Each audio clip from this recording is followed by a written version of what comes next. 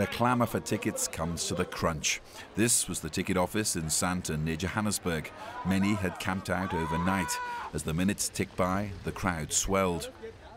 You could argue that this is the first big crowd to be drawn in South Africa in the 2010 World Cup. And believe me, everyone here has got a story. We've been waiting here since 6:30 yesterday, trying to get tickets. We've slept out here. It's been cold, but it's been amazing.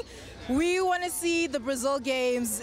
IT manager Itai Mundonga asked his daughters Ruvimbo and Gamu to camp out overnight for his tickets. Very organized, that's why I sent my daughters here to queue. And yeah, just brought them some coffee now, and hopefully they'll stay in the queue for as long as it takes and get the tickets. It's for them anyway, so that's good. And as you said, you waited for your daughters, and now they're waiting for you, is that right? No, yeah, I've been working for them all my life, now they're working for me. In line, all people from all walks of life. It's a bit like 1994, said someone in reference to South Africa's first elections. The lines were certainly as long. Soap opera star Stephen Miyambo from Izidingo was there. Man, it's an African experience. It will never come back in our lifetime, so we're never gonna miss this one here. You know, you sacrifice the status, the prestige and stuff and come here on the street, man. Awesome. South Africa rocks. So was South African superfan Saram.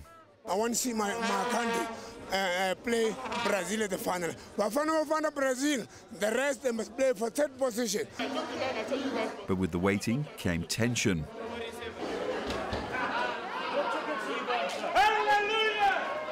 Then the moment thousands had been waiting for. The first man in line, a young graphic designer from Emerentia in Johannesburg, Mohamed Darabe. For his 15 minutes of fame, he was treated like a rock star and had the hat to match. I'm overjoyed, and especially once I get my tickets in my hand, I'll be over the moon. As far as soap star Stephen Miyambo was concerned, the script couldn't have been written better. Awesome. It's good to be an African. Yes.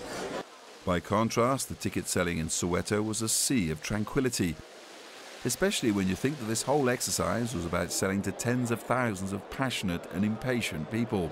Here too, people had waited for hours. I never slept actually. I was awake the whole night long. And we hung around, dozed off a bit on our camp chairs and our blankets, then woke up at about 5 a.m., reorganized ourselves, and we're here now. The first person in Soweto to get his hands on a coveted World Cup ticket was a man training to be a church minister, Marlon Fisher. I left home about 5 o'clock, straight after work, and I came here. But the biggest complaint among many was that they had been forced to wait too long. At least one bank selling tickets went offline, leaving fans frustrated. But Danny Jordan, the head of the local organising committee, believes it all went well. Well, what is the problem? No, I'm just asking if there is a problem or not, or it's okay here. No, you can see the people are waiting, they are queuing. They have been queuing since yesterday afternoon, and they will get their tickets, and that's what they want. We have 124,000 tickets in Category 4, which is for South Africans.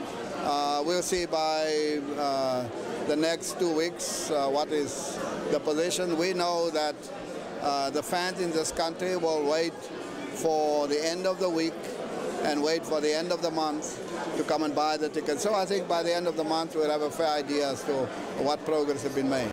All the complaints and frustrations and waiting aside, this was the first heady blast of football fever on South Africa's streets.